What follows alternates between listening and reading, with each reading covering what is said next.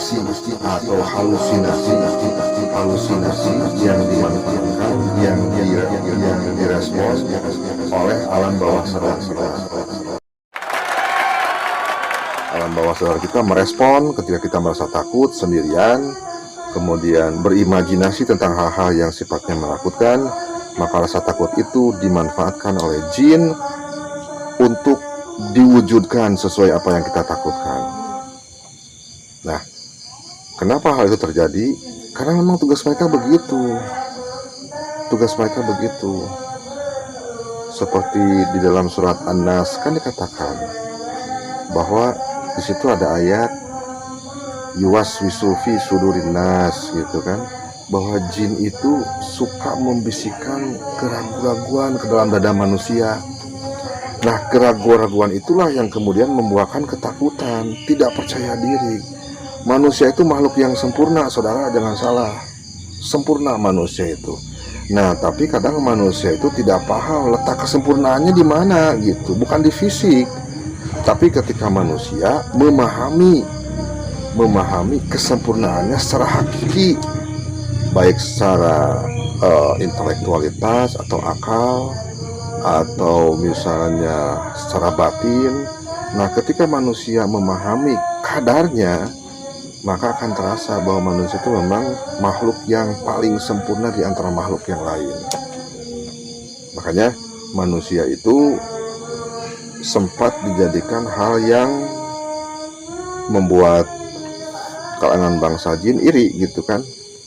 Seperti yang kita tahu bahwa guru-guru kita, para ustadz kita, ulama kita pernah bercerita kepada kita bahwa ketika Adam diciptakan, iblis pun disuruh untuk bersujud, artinya sujud penghormatan gitu ya, tapi kan nggak mau gitu. Nah, sejak saat itulah terjadi permusuhan abadi antara jin, bangsa jin dengan manusia gitu. Jadi sekali lagi, di video yang ketiga ini sekaligus video terakhir dan ringkasan dari 2 video sebelumnya, bahwa saya ingin menyampaikan, mulai saat ini janganlah takut terhadap hal-hal yang sifatnya legend atau cerita, atau hal-hal yang familiar kita sering dapati baik melalui film, pengalaman seseorang, cerita seseorang dan sebagainya. Janganlah.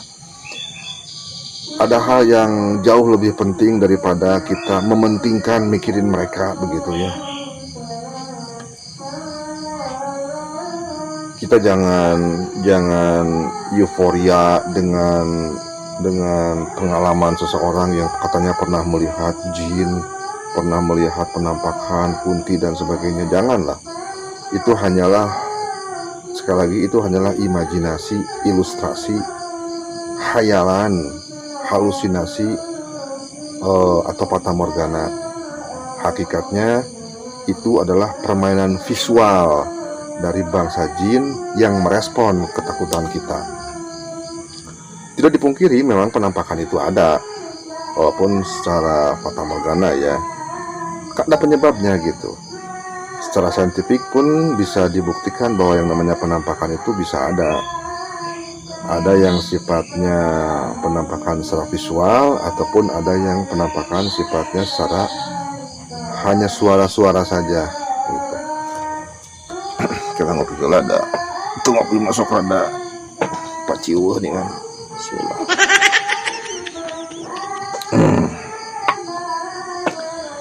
Nah, begitu.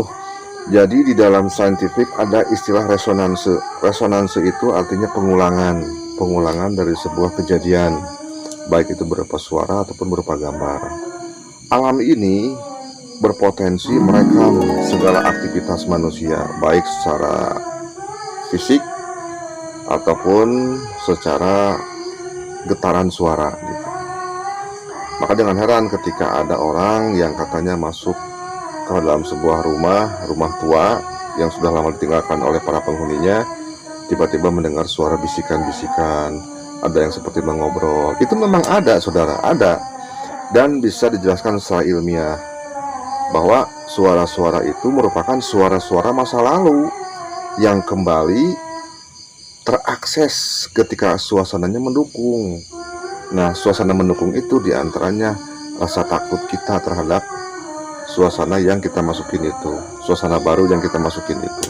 Nah, itu disebutnya resonanse, saudara. Resonanse itu pengulangan, pengulangan secara suara ataupun secara visual bisa terjadi. Nah, seperti sekarang saya ngomong di sini, ini alam itu merekam gitu. Kita ngomong baik, alam merekam. Kita ngomong jelek atau jahat, alam merekam gitu. Maka ada istilah, bukan istilah, maka ada sebuah pemahaman yang memang harus kita jadikan sebuah referensi, bahwa ketika kita berbicara sesuatu yang kotor, kata-kata kotor itu akan kembali kepada kita.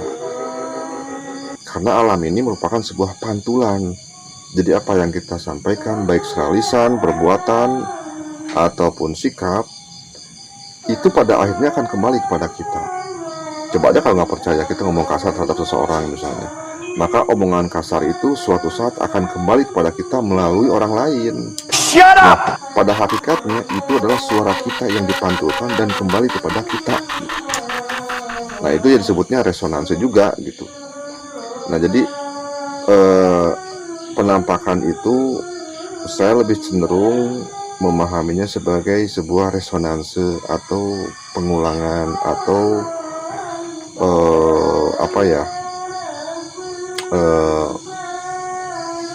bentuk visualisasi ulang gitulah. Nah, tapi yang jelas apapun itu namanya, mau resonanse, mau resonansu lah, mau apapun apa namanya itu, janganlah kita merasa terperdaya, janganlah kita merasa terkecoh, janganlah kita merasa ketakutan.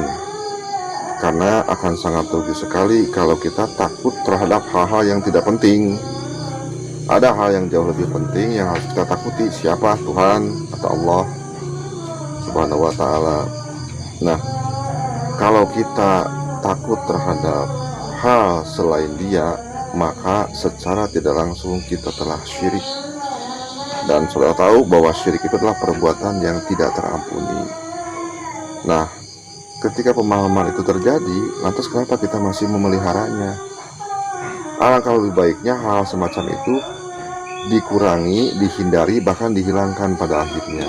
Yakinkan bahwa kita adalah khalifah di bumi sebagai utusan Tuhan untuk memelihara kelestarian alam, untuk memelihara kedamaian di bumi, untuk memberikan rahman, sifat rahimnya Allah terhadap sesama.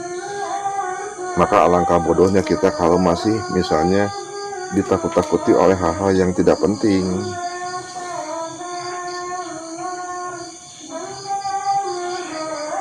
Aneh gitu. Kalau kita masih terkecoh oleh hal-hal seperti itu. Ya wajar lah. Kalau kita ada rasa takut wajar, dan itu manusiawi. Tapi yang jelas kan, yang paling jelas adalah jangan kita dikuasai rasa takut, tapi kuasailah rasa takut itu.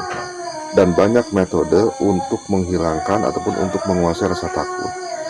Karena rasa takut yang tidak beralasan hanya berdasarkan cerita dan pemaparan ataupun legenda ataupun kabar dari orang lain, itu malah akan menjerumuskan kita kepada ketakutan yang konyol gitu loh. Sudah tahu daun cawu kena angin disangka kunti melambai-lambai, itu kan kacau gitu. Tidak bagus saudara, pokoknya malah.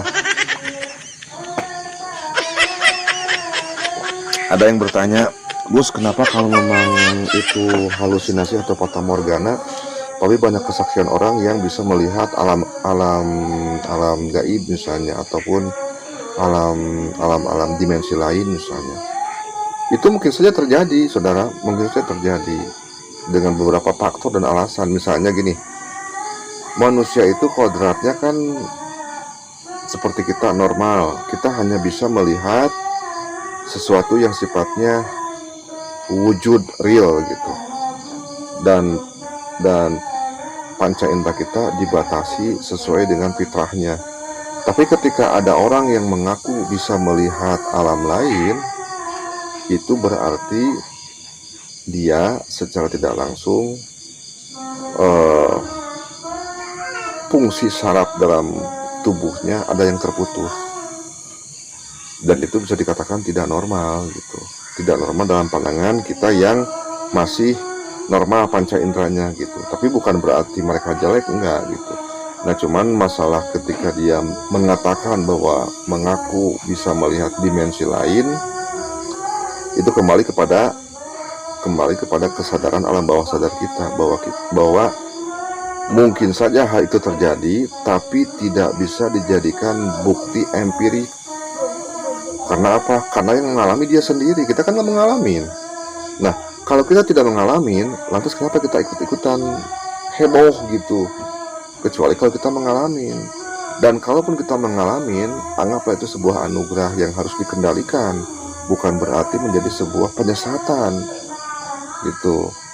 Karena alangkah lebih baiknya kalau kita lebih memfokuskan kepada hal yang jauh lebih positif. Taruhlah misalkan ketika Tuhan membuka hijab kita, panca indera kita dibuka menjadi lebih, misalnya ada istilah sixth sense misalnya gitu. Nah, sixth sense ini, orang-orang yang bisa melihat dimensi lain ini kan istilahnya sixth sense ya. Orang yang mempunyai talent ataupun kemampuan lain, kemampuan di luar manusia biasa. Nah, sixth sense ini kadang-kadang bisa menyesatkan, kadang-kadang bisa menjadi sebuah anugerah. Menyesatkan ketika dia hanyut dengan kelebihannya itu, kemudian dia merasa paling wah di antara yang lainnya. Nah, itu kan jadi menyesatkan. Kemudian apalagi dimanfaatkan menjadi sebuah upaya-upaya sebuah upaya-upaya untuk pengobatan atau apalah gitu ya misalnya. Itu yang jadi masalah.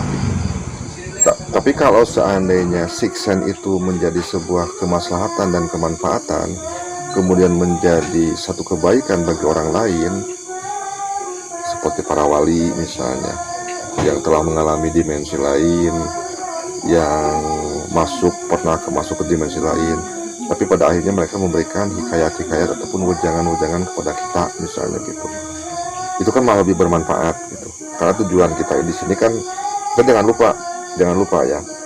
lupa bahwa tujuan kita hidup di dunia ini semata-mata hanya untuk mencari ridho Tuhan. Artinya apa? Ketika kita terlahir ke muka bumi ini, kita dibebani oleh sebuah tugas untuk memahami hakikat hidup ini sebagai apa. Hidup ini adalah ujian untuk kembali kepada yang memberi ujian, yaitu Allah Subhanahu wa Ta'ala. Nah, artinya dalam ujian ini dalam kehidupan ini kita akan diuji dengan berbagai cobaan, rintangan dan gangguan, termasuk diantaranya rasa takut yang berlebihan. Nah gitu. Jadi mungkin hanya itu yang bisa saya sampaikan. Mohon maaf atas segala kekurangannya. Jadi sekali lagi saya berpesan kepada diri saya sendiri, juga kepada guys yang menyaksikan channel ini, tolong untuk mulai saat ini hilangkan rasa takut, bunuh karakter ketakutan kita yang tidak bermanfaat. Takutlah kepada sesuatu yang penting, bukan ke hal-hal yang tidak penting. Apapun itu penampakannya, semuanya tidak penting. Mereka hanyalah gangguan-gangguan psikis, gangguan-gangguan pikiran kita, gangguan-gangguan keimanan kita. Kita tidak menampik, sekali lagi, kita tidak menampik makhluk gaib itu ada. Tapi yang jelas makhluk gaib itu tidak bisa dilihat. Bahkan seorang imam besar, Imam Syafi'i pun mengatakan, barang siapa yang melihat dan mengaku, barang siapa yang mengaku telah melihat makhluk gaib atau jin, maka dia telah batal syahadatnya. Artinya apa? Di sini sebuah penegasan secara hukum syar'i pun, beliau menegaskan bahwa makhluk gaib itu punya wilayah, punya dimensi yang berbeda dengan kita, dan tidak bisa kita melihat mereka sembarangan kecuali orang-orang yang diberkati dan dianugerahi oleh Allah Subhanahu wa Ta'ala. Selebihnya tidak. Jadi semuanya yang disebut penampakan, baik itu berupa hantu atau apapun itu bentuknya seperti apa, semuanya hanyalah fata morgana yang harus kita kuasai dan kita hindari agar supaya kita tidak takut terhadap mereka. Oke, mungkin itu aja lah yang ingin saya sampaikan, dan semoga ada manfaatnya. Anggap saja ini mah capruk gitu ya, sambil nungguan mie ayam datang gitu ya, mie ayam. Jadi untuk sementara saya berhenti dulu sampai di sini karena mie ayamnya takut ketiisan gitu ya. Terima kasih atas kesempatannya untuk melihat yang menunggu mie ayam ini. Salam buat semuanya, salam sehat buat semuanya. Semoga guys semua dalam keadaan dalam ridha Allah, dan semoga selamanya mendapat petunjuk, hidayah, dan inayah dari Allah Subhanahu wa Ta'ala. Amin ya Allah ya Rabbal Alamin. Oke guys, sekian saja dulu apa yang bisa saya sampaikan. Mohon maaf atas segala kekurangan. Wassalam, mina kaburuti saudara.